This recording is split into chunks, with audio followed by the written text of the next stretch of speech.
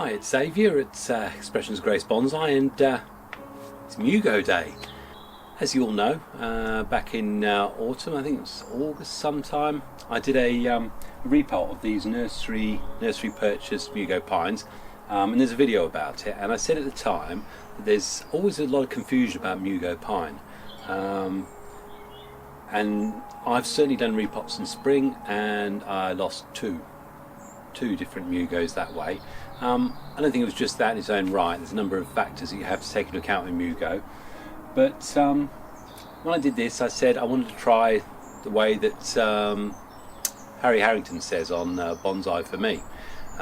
Excellent site, by the way, if you're looking to look into different potting, care techniques for a whole range of subjects or different material. Very good, and it's very good for UK in particular. Anyway, enough of that. Here we are, 6 months further on? Probably less, yeah, at least 6 months further on. And unless I'm mistaken, we've got some candles. They're solid in the pots. The candles are there. So step one was to find out whether repotting at that time of the year was actually the right thing to do. And I would say, yeah, most definitely. And certainly I'm not the only one who's found this, but I'm satisfied enough that I will never repot a Mugo in spring again. Okay, so where do we go from here? Because the first thing we need to know about the Mugo is they love sunlight, but they also like water. But what they don't like is wet roots, so they need to be in a free draining soil. Now I'd love to repot them now and put them into a much better soil, but I know that when I did the repot last year, I did take away a little bit of soil. And they always say with your Mugo pines, with any pines, only one bit of abuse a year. And granted, that tends to apply for the much older material, 20 years old. But even for the younger stuff, I think we need to be careful. So I'm not going to even attempt to repot this year, but I am going to concentrate on certainly the candles, because what we can do is candle pinching. Certainly with our Mugos, we need to distribute the energy and make sure it's going to the right place. And generally, I think the rule is that once it gets over an inch in height, then you're pretty safe to pinch it. So we're going to do that first, and then we might have a little bit more of talk about it and just clean these up. Looking from a slightly different angle, you can see we've got this candle here, which is definitely getting on for an inch. Within it, there's a second smaller bud there. But what you're looking for, certainly in early spring, is reducing to just 2 buds. As you would do with all pines. So you would certainly get rid of. Now we've got a smaller one. We actually want that smaller one to get a bit of energy. So looking at the general height of them, most of the candles, they're all around about that sort of centimetre high. So I'm going to reduce that to, you can reduce it to the last 2 or 3 sets of leaf pairs or needle pairs. I'm just going to take hold and pull out, and hopefully that will stop any more extension there, and we'll hopefully get a redistribution of energy to the lower one. So I'm just going to go around any that are a little bit taller than I want. It's got a bit of energy on it, so I'm going to reduce that a little bit. So just take a slight hold. Happy some pairs there, so that's that one. Moving on to this. Now there's no other candles on that, so we basically just have the 2 candles on this. So I'm going to reduce that right down to there.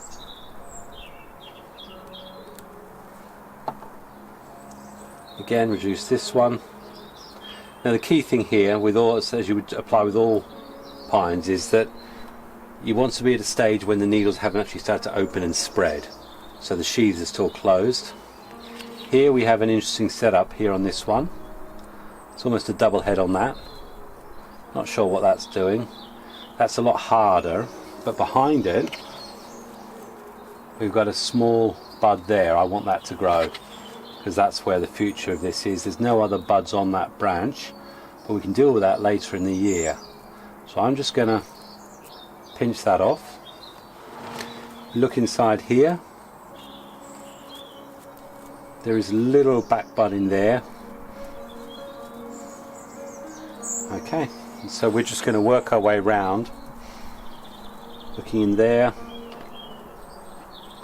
As I say, this is the ideal time. Ideally you're looking early spring when you're going to do your bud selection, and to be fair on this one, I wasn't having, there wasn't any more than 2 or 3 buds, 2 buds on each of these anyway.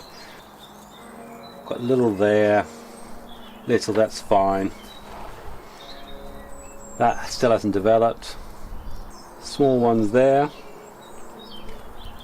Got this little thing here, doesn't look like it's alive at all. I don't want the growth going on the top very much. Pull that in. So again, if you wanted a branch to continue to grow, then you wouldn't pinch. And really, there is only single buds on this. That's anything I will say. So we're not going to get any bifurcation coming from this, just extension of the branch. So I want to keep them relatively short. There's a little bud there, so that I do want to see get some energy. It's quite small. There we go. And then we're back around here. Okay, and now is not the time to be making decisions about cutting or wiring, anything like that. So literally what I've done there is all I would do with that. So we'll get the other one. And as I say again, all we're doing is we're pinching candles to distribute energy. So again, if you look here, we've got no other candle around it, so I certainly don't want it to continue to extend. I'll tell you the options in a minute, so we'll pull that. Same with here. And I can go further back. If it's nice and healthy, you can literally go back to 2 or 3, 1 or 2 sheaths of needles. But I'll leave it at that for now. There's 2 off there. Happy with that. I'm not going to do any needle plucking right now. Reduce the height of that one. And this is exactly what we'll be doing also on our Scots pines. The only ones I don't do it on is Japanese white pine, unless you are literally talking about a tree that is in its full development and you're just trying to keep it ready. Now the ones where they haven't yet gone any further, it may be that I'll revisit this in a few weeks' time, get away with pinching it a bit more. But the key is the sheaths can't have opened up. Okay, so we've done that, and it is that straightforward, and that is the only operation you would be doing right now. You won't be thinking about wiring or anything like that. Now this has got wire on, and I wired it last year because the optimum time to do the wiring is in the autumn time, or certainly the late summer. I don't need to do anything more now. All I was doing was checking. The wire still hasn't bitten in or anything. I'm certainly happy with all the candle production, that is healthy. Certainly holding nicely in there, so what I will do is do a little bit of weeding. And the next big operation that we need to do with the Mugo Pine is going to happen probably in about 2 months' time. And what we're waiting for is that those candles will open up, the needles will open up, and that new growth will extend as far as it's going to. And then once we've got all that, then we can actually look at doing some pruning then.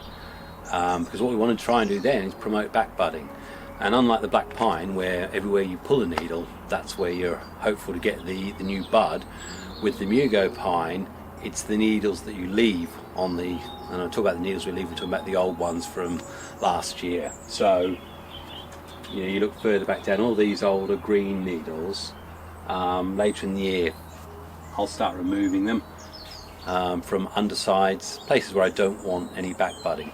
Where I leave needles, that is where we're likely to get new buds coming from. But I'll talk more about that when I actually do the operation. All I need to do now is clean up the soil surface, have a look around with it, and just make sure that there's nothing else going on with it.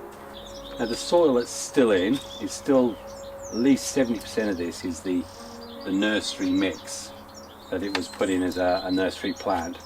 And I think I can safely say that I could probably have removed quite a lot more soil and replaced it with more bonsai appropriate free draining, because the one thing is they like water, but they don't like to be keeping their feet wet, so to speak. So it's got to be a nice free draining. So that's the one thing I will be doing. I'll be keeping an eye on this, getting rid of surface roots. And just make sure the water is draining. We've got some mossy, we don't want rotting happening. Now, as I say, the temptation right now might be to do some more styling. I'm not going to. I'm literally going to do one operation, which is what I've just done, the candle pinching. The next time I will hit this will be when we've had the new growth has hardened off, or we've got that new flush, and we'll tell the difference, because you'll have lovely dark green versus light new green growth. What this needs now is lots of feed. I'm going to feed it heavily with a slow release. Dougie's balls. That'll do. So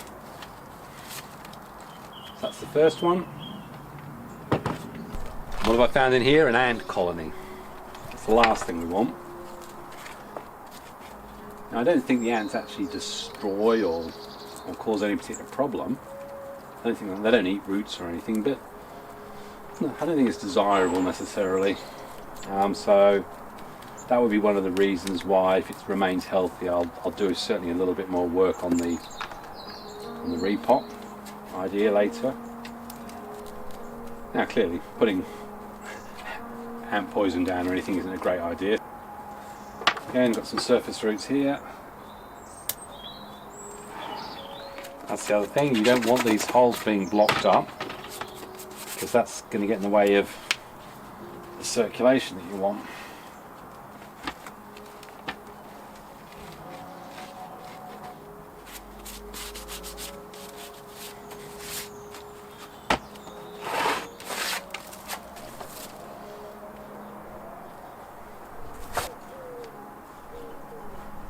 Okay, fertilizer on it. Okay, so these are all cleaned up. One of them has an ant nest, which isn't ideal. Happy with all the wire on. I'll check the wire again probably in about another month. Yeah, so basically all I'm waiting for now is early summer, when those needles have opened up and we've got that lovely green needle growth. I'll then start removing the old needles, that's last year's needles, from places where I definitely don't want back budding. Anywhere obviously I do want some more budding, I want it in tighter and tighter, then I'll leave those old needles on there, and that's how we'll find out whether or not the next bit of Mugo Pine theory is correct. I think we'll have to wait till summer before we do that. Anyway, coming out, I'm absolutely ecstatic that the option to do the repots in autumn or late summer turned out to be correct. I'm happy they've got lovely healthy candle growth. Definitely didn't get that with my other two Mugos. And I'm looking forward to the next process in 6 to 8 weeks time. So from Xavier at the patio end of the garden, thanks very much for taking the time to watch. If you've got any comments about Mugo Pine, it's one of those ones that people have differing opinions on, but I'm happy that what I've been told has been proven to be correct. So happy bonsaiing, God bless, cheers.